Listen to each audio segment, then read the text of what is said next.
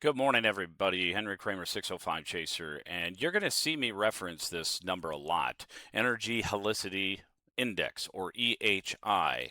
Here's what it actually means and why it matters for tornadoes. EHI is built from two separate ingredients multiplied together. First, the energy, that's the CAPE. Let me show you that in this particular map. We'll look at CAPE mix layer. As you can see in this little video here, it does show energy and CAPE 29, 3500. That's a lot of CAPE right there. That's a lot of energy. It measures how unstable the atmosphere is, how much a rising bubble of air is going to accelerate upward because it's warmer than the air around it. More CAPE means a stronger updraft is possible. This is your fuel. Now, let's go ahead and take a quick peek at Energy Helicity Index and what that is. That's the spin. It measures how much the wind is turning in the direction and speeding up as you go up through that lowest kilometer of the atmosphere. Picture southeast wind at the ground and shifting to southwest and getting stronger just a little ways up. That turning creates horizontal spinning tubes of air near the surface. Now here's the key part. Why we multiply fuel times spin instead of looking at them separately. Well, high CAPE with no turning wind, you can still get strong storms, but they're usually just straight updrafts, not rotating. High turning wind with no CAPE, the atmosphere can't build a storm strong enough to matter.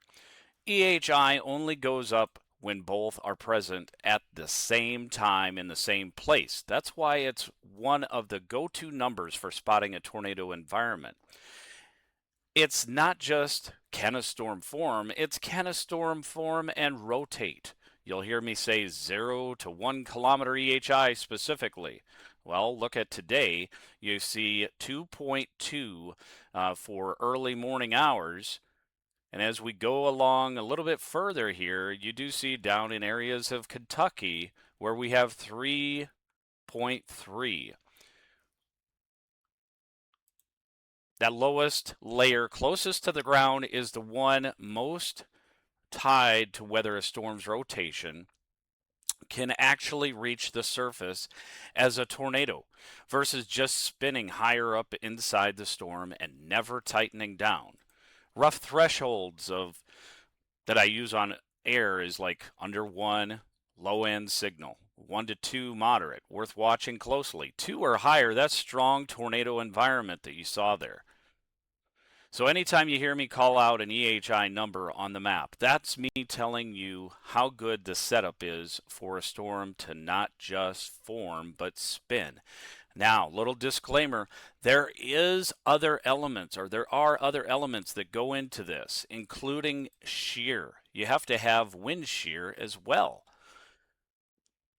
We have that, but I will save that for another video and we'll discuss all of these elements in a future video. So make sure that you're liking, subscribing, and following for future tools that you can really learn what the atmosphere, what it takes to really get it to tick off.